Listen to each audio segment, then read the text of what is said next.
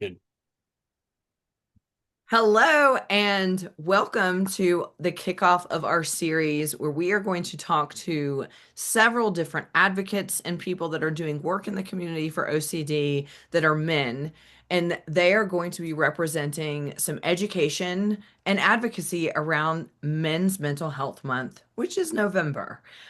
We are so excited to be able to feature this, and this is really just the kickoff to more series we're going to have. I'm assuming, John. Yeah, we talked about it. We talked about it. We plans are in process. Yeah. Over the next year, where we're going to highlight different aspects of mental health and how they impact different genders, different cultures, different ways of life, different countries. I mean, this is so important for us to be able to see how, yes, mental health is universal, but how different it can be for different people, and ways that we can expand our knowledge and ways that we can expand our worldview in order to meet people where they're at when it comes to mental health. My name is Chrissie Hodges. I'm the executive director of OCD Game Changers. I work in a lot of different facets when it comes to advocacy for OCD. I'm a certified peer support specialist. I work in the capacity of providing support for people worldwide, also referrals. I do groups. I have a YouTube channel. I have a book. Oh, we'll do a little advertising for here. Yeah. Go Pure for it. OCD, the invisible side of obsessive compulsive disorder. And I have an online community to help people connect, help reduce shame, help people to know that they're not alone in living with OCD. So we wanted to kick off this series to talk a little bit about what you can expect with the interviews coming up with some men in our community that you've probably seen before on some of our interviews and stuff, but just partners and people that are massive supporters of OCD Game Changers, including this guy, John Botto. Somebody actually messaged me today, and on the poster, because I'm facing this way and you're facing that way, it looks like we're leaning into each other, like the moderators, Um, so I was Cool. like, oh, pretty good observation. Yeah. Uh, yeah. So my name's John. Um, I live in New Jersey right now. I was going back and forth between New Jersey and DC. Um, yeah, I've been helping with OCD Game Changers for a little over a year now. Like, I guess March was my first like real event participating in Arizona, Not which was real event fun. OCD, No, real yeah. event. Um, But yeah, I'm excited to do this. I think so. November is Men's Health Month, and a big portion of that is the mental health component, just because if you look at stats and data, like men are suffering, and a lot of it is not talked about. I think as a guy, you have these, I guess, expectations to live up to. Is that maybe the right word? Where you have to just be kind of macho all the time, and like mental health has you just got to get it out of your mind. Um, and it unfortunately leads to these men not being able to find help. Men's suicide rates are very high. People who have men who suffer from depression, anxiety, all that stuff is high if you look at the numbers. So we thought we would just kind of highlight that and kind of talk openly about it, and just hopefully connect with people out there who feel lonely or feel like they can't um, go to somebody, and we want to kind of provide that our experiences in a way to connect and help you find help. So I'm Right. excited to be doing this. Yeah.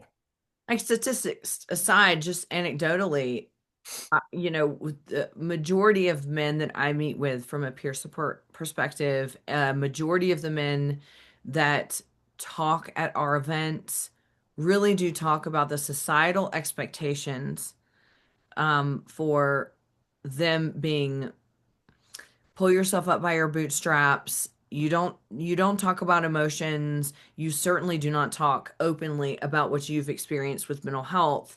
Yeah. And as we know, and as you know, as you and anyone watching this knows, Game Changers is all about connection, making sure people know that they're not alone.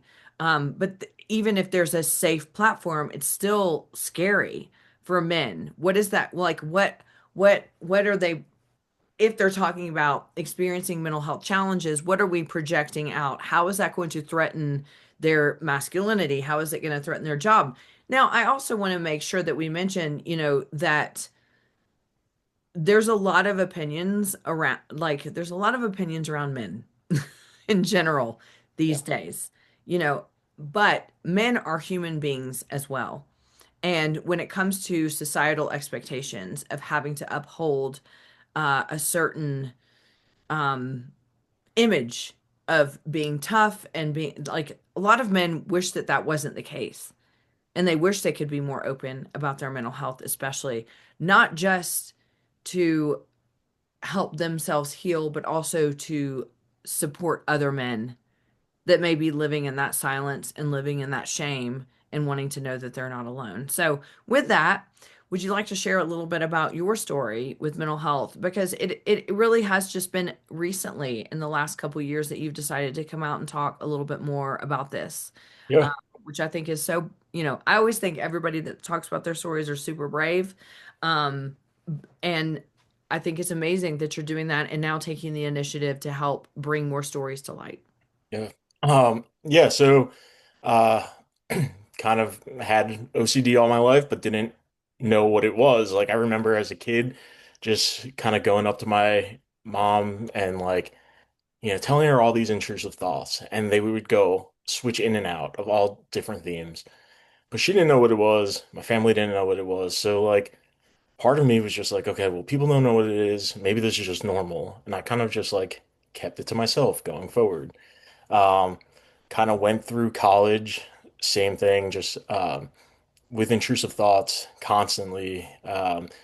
Turned a lot to drinking because it did kind of like numb the mind. It was easier to like just be like, I'm in college, I'm gonna drink and forget that I have anxiety. Because I knew something was wrong, I just didn't know what. And it really wasn't until I turned 30, um, which was about like 4.5 years ago, where I decided to stop my medication, which was a large part of me not being able to come to terms with the fact that I had to take anxiety medicine because I felt weak. Um, I felt embarrassed. I felt shame. So I stopped and I thought, hey, you know what? I can do this all on my own. Like it's fine. Like I got the diagnosis that it's OCD. There's something called ERP. Let me do these ERPs on my own. I was wrong. I was wrong. I was wrong. Um, at That's that time, not such a good idea. no. At that time, I was dealing with uh like I guess mental health OCD, where the fear of being schizophrenic, and that's not to say like I hate like saying fear of being schizophrenic because I know it gets like such a bad rap, and it shouldn't.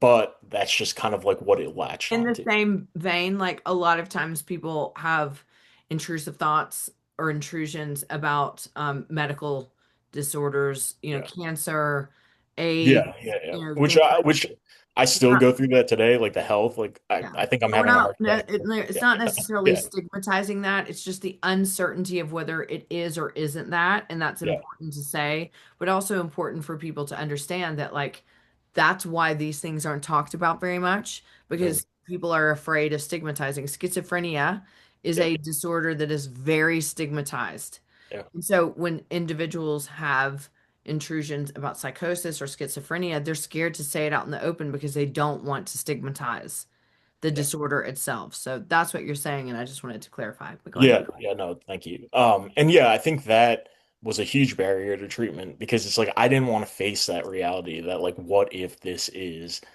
psychosis or what if this is schizophrenia or whatever it is. Um so I kind of just sat with it. Um Found myself watching videos about a day in the life of schizophrenia like for hours. And then randomly, I had a harm intrusive thought come in, and it dealt with my family, and it was just game over. I fell apart. Um, I knew it wasn't who I was. And because I'm very close with my family, like it really just ripped me to the core. I found that it was very difficult for me to even want to talk to them at the time because, like I'm this monster, like going home, it's like, oh, I can't face them. So that was tough. And that's so I remember the week before I kind of had the full-blown OCD attack. I just found myself very depressed at work. I had to like sit in an office because I just could not focus. My mind was just running a mile a minute. I watched some of your videos as reassurance, and as I tell Chrissie all the time, I'm like sitting there, I'm like, okay, lady, like give me some reassurance right now. And it's like, I'm not going to give you reassurance. And I'm like, who the hell is this woman, and why is she torturing me? And look, now we're here. Um, You hated so me. if that's you, Hated me, everybody. yeah. Um, but yeah, so finally it got to the point where, I felt that I knew I wouldn't commit suicide and sorry, I guess we can put a trigger warning. I don't want to trigger anybody, but um I knew I wouldn't commit suicide, but to me the idea of death felt so much better than what I was sitting in. Um and that's scary because that's something that I never thought I would feel or could feel. So it was really tough to navigate Another that. source of shame. Yeah, yeah. Um, Really tough to navigate that. I called my family and I just was like, look, this is what I'm going through. I need to come home. I was in Nashville at the time, living there. Came back to New Jersey. Um, and that was the first interaction that I had with my family after the harm intrusive thought. And it was like I locked myself in my room because I was like, I can't trust myself. Finally, I just like broke down to my sister, who, was like, let's get you to the hospital. Go to the hospital, and like that's a whole another topic for another day. Like being in the hospital, trying to tell people, I know I'm diagnosed with OCD. This is what I'm doing, and having healthcare professionals who don't understand being like, well, are you a threat? Like, you know, like, and then it's like, well, I don't know. Am I? You tell me. You're the one wearing the coat, You're Um, like, maybe I am. yeah, look, I'm like, Jesus, I don't know. I'm like, I don't want to be. That's why I'm here. Um, and that was on my birthday. So that was the worst birthday that I could have. That was my 31st birthday. So I was turning 31 when I got the official diagnosis. Um, and I left the hospital because it was during COVID, like not the beginning of COVID, but towards the end, like not towards the end, towards the middle when we got vaccines and stuff. So the hospital was still, you were able to like go in and like be seen and whatnot, but they let me go because they didn't want me to have a bed and whatnot. They didn't think I needed it. Um, and the next day it just got worse. And that's when I went to a hospital that was specifically for, um, I guess, mental health. And that was the most traumatizing experience that I've had because they had me sitting for like 8 hours without anybody even talking to me. And then they put me in a room next to an inmate who was getting treatment. For somebody going through harm OCD, that's not the ideal setting to be put in. And I'm sitting there in a room. They don't give you any blanket. I didn't get any water. I didn't get any food. And I'm just sitting on this table waiting. And I just remember just staring out into the dark from the room. And finally, like daylight comes, and like they're like, the doctor came in and they said, okay, well, we got your parents. You can go home now. Okay, great. I can go home now, but what's going on? It wasn't until my sister and I went back to Nashville that I went to one of the medical centers there that they connected me with Rogers. And Rogers was a game changer for me. Really helped me. And since the Rogers program, it was intense. I was doing 6 hours of ERP a day. Didn't tell anybody. I kind of went off the grid. I didn't contact any friends. I like deleted my social media. I just was just so embarrassed. that like there was multiple things, right? Like embarrassed one that I had a mental health issue. Embarrassed two that I went to the hospital for a mental health issue. Mhm. Three that I was not going to look strong in front of my family, being the oldest boy. Like I felt like a failure to my sister and my brother because I feel like they look up to me, which is far from the case, far from the truth. But that's just how, that's how I felt. I thought, I remember sitting at one point and like talking with, it was either my mom or my sister, and I was just like, I'll never tell this to anybody. I can never share this. And so it's like wild that I'm sharing it right now. I'm like, And this isn't the first time you shared it, yeah. and it Um, won't be the last. right, right. But yeah, I just thought to myself I would never share it, whatnot. And then I just started like seeing like as I was going through treatment and then doing groups with like no CD and then finally like meeting you, Chrissy, and getting involved with Game Changers. It's just like this community is like so important to people with OCD, and it's some of the best people struggling with some of the darkest topics. And people don't get it, and it drives me completely bonkers when people are like, "Oh, I'm so OCD. I'm so OCD." Like I suffered through 4 years of law school. After my whole program and everything. I did it. I pat myself on the back. Still, not feeling like I deal with like shame and I should have done better and all this perfectionism stuff around that. But like going through law school where you have like pretty toxic environment with like people who are all type A personalities, Mhm. um, and then like hearing some of them being like, "Oh, I did my notes this way. I'm so OCD," or like, and I'm like Oh my just God. sitting there, just trying to survive this You're program. like, I want to murder you. And Yeah, they're like, all right, let's just some yeah, thoughts. yeah, and it's like, yeah. Um, Just, so just so getting yeah, it. so it's been a long road, in a short period of time. I'm so happy I got the diagnosis because it's just made things a little bit better. But um, I always complain to Chrissy that so most of you probably don't know me until until now, because I'm not really on social media for OCD. I'm just a guy with OCD. So, I said I was gonna change my name to that on here.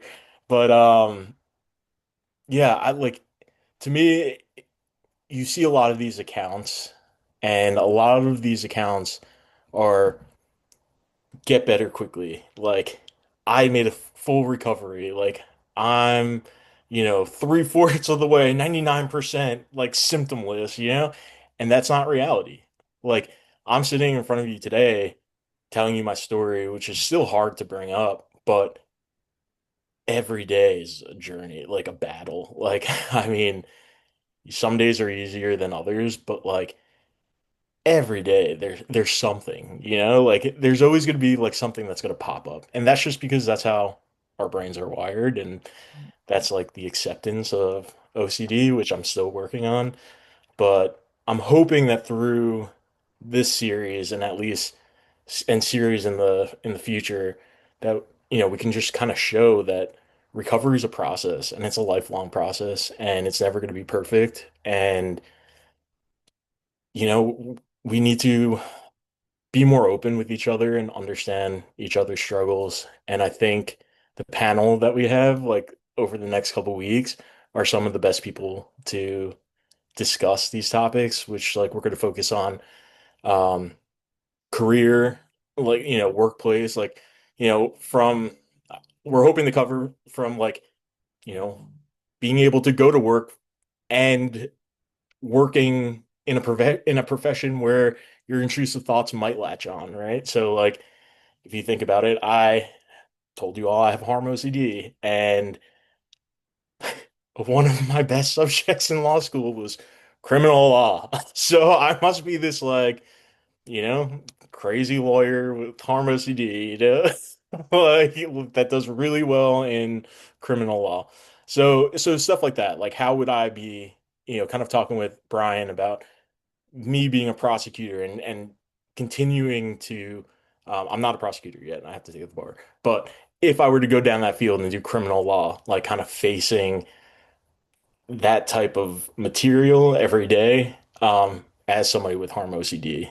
So I think that's the point for that one. We have Stephen Smith from OCD, and he is going to talk about family. He's a dad now. So I think we're going to kind of just talk about challenges there. We'll go on to Tom Smalley, and he is a wellness coach, a mental wellness coach. So we'll talk about kind of staying active with and how it helps OCD or how it could sometimes like hurt you in your OCD journey. Like if it latches on to like I have to do this perfectly, I have to do this exercise this amount of times, or where it can start being problematic. And then finally, we're gonna wrap it up with Justin Hughes and kind of talk religion and faith, which that'll be technically December, but it'll be a nice segue to the holiday season. So And it also leads up to Giving Tuesday, yes, which yes, is, the a big holiday in the United States where, it is the end of the year. A lot of people decide to donate to charity.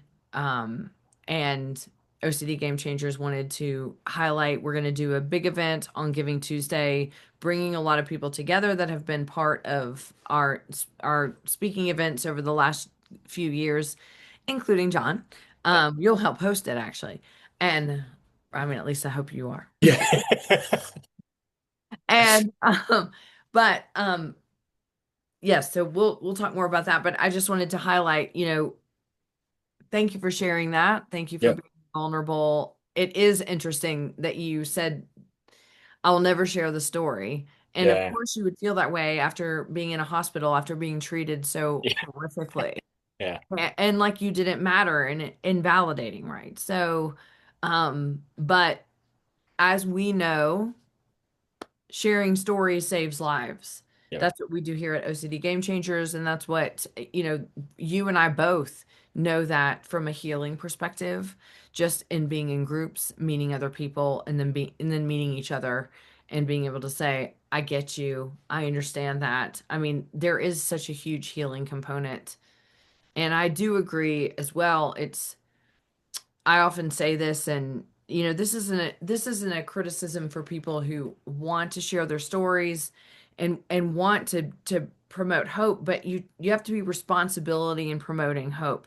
mhm, There is, just like you said, it's when I'm feeling good, I'm not going to go on to YouTube or whatever platform and say, I'm cured.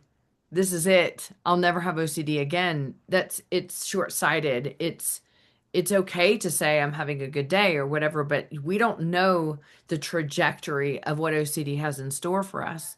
And this is a very interesting illness to where you don't know when it's going to resurface. You don't know how long you're going to go without having symptoms.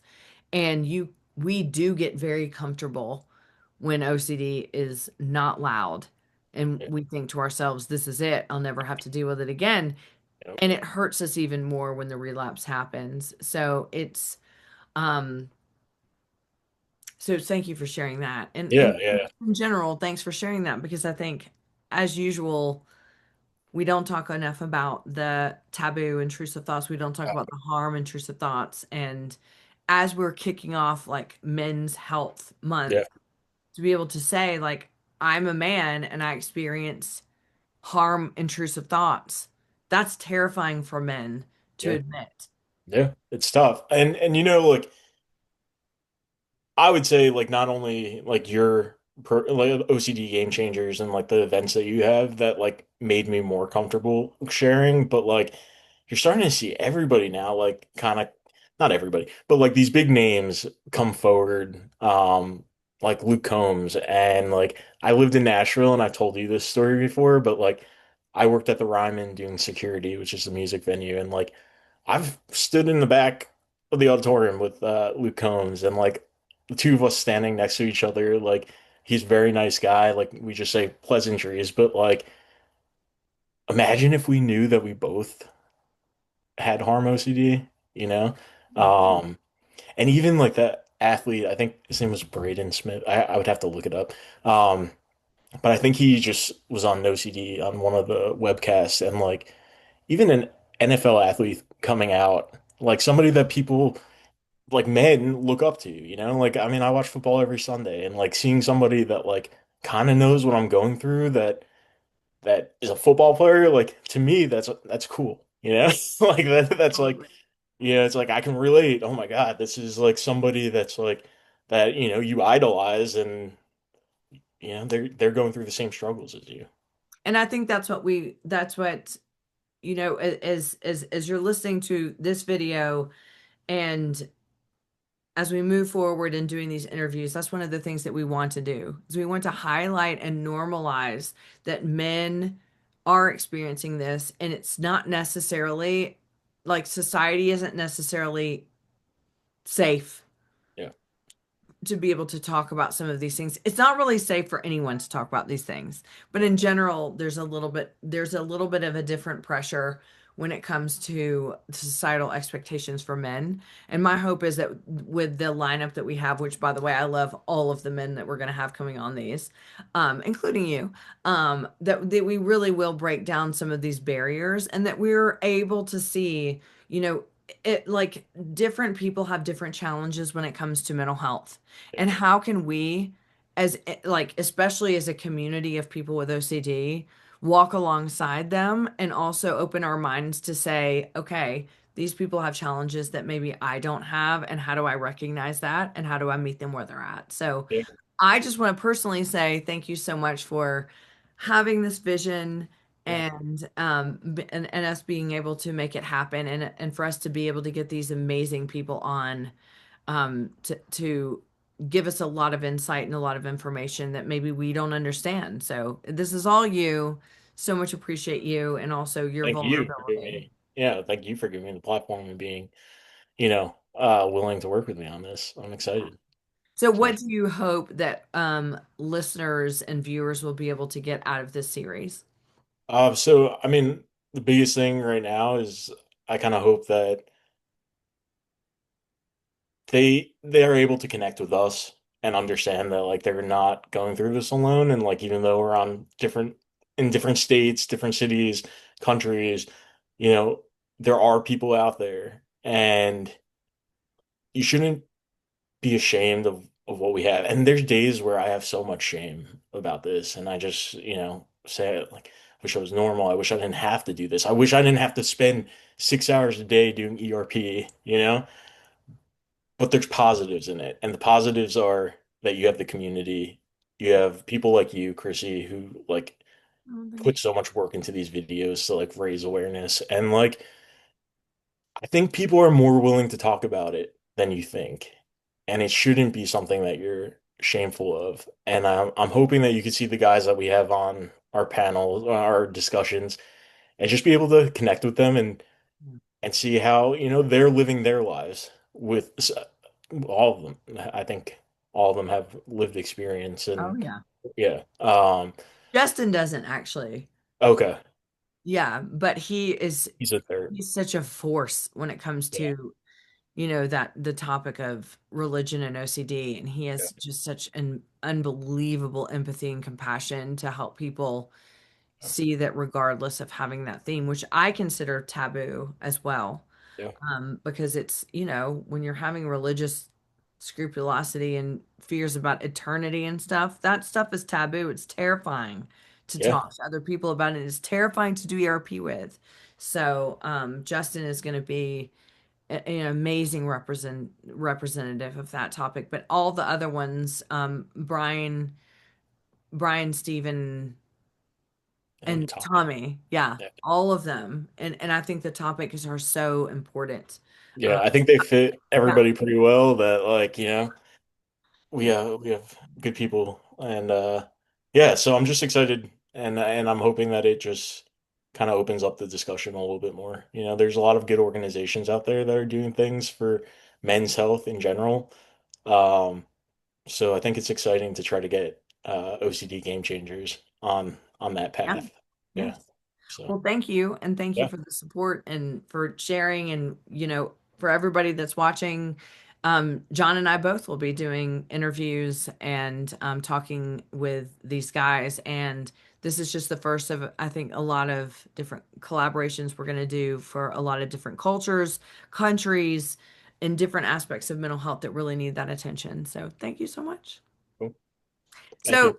if you're watching and you're wondering where the heck do I find this stuff? So, for this month in particular, what we're going to do is we're going to pre-record the interviews with the guys that are going to be talking about this stuff, and you will find them on our YouTube channel, and then we'll post them on our on social media, so they'll be available for you whenever you want to watch it. Share it with your loved ones, share it with your friends, revisit it when you just need that extra assurance to know that you're not alone.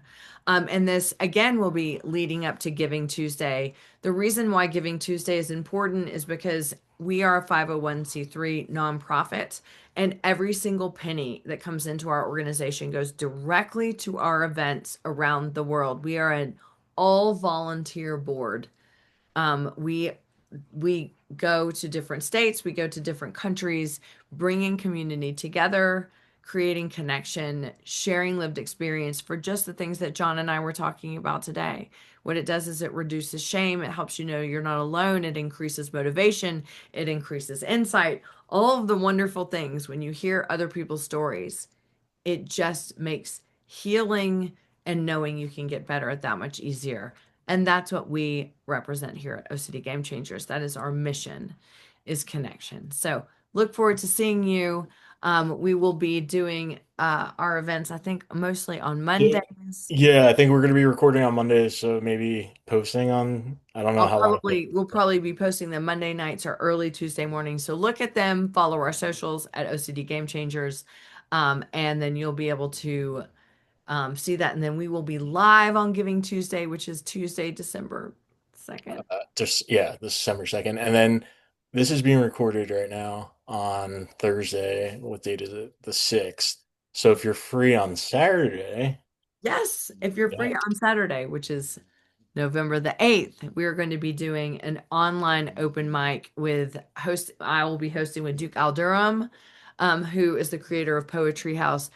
In our events, we have speakers and then we do an open mic, which really brings all the attendees together to share lived experience, which again reduces all the things we talked about, increases all the wonderful things we talked about. And so, if you want to attend, please check us out on Instagram or Facebook at OCD Game Changers, or go to ocdgamechangers.com. You can attend. If you buy a ticket, you have access to that at any point because it's available to you afterwards. If you want to participate, we have a few spots open for you to perform and participate. So that again, ocdgamechangers.com. John will be there too to come on. Maybe I'll get him to sing or dance. not having it. You don't want to hear me sing. Anyway, any final words, John? No, I'm excited to get this going and looking forward to it. Yeah. And thank you for being here, and thank you for all your help and support with OC Game Changers. And for all of you listening, thank you for all your support, whether it's monetary, whether it's volunteer, whether it's just watching this video, and knowing that what we're doing is trying to bring this community together and help any individual out there living with OCD to reduce their suffering. That is our mission. We will continue that. And we need you in order to complete that mission. So we will see you soon. I will be posting on OCD Game Changers at YouTube and all of our social media soon. Thank you. Cool. Bye.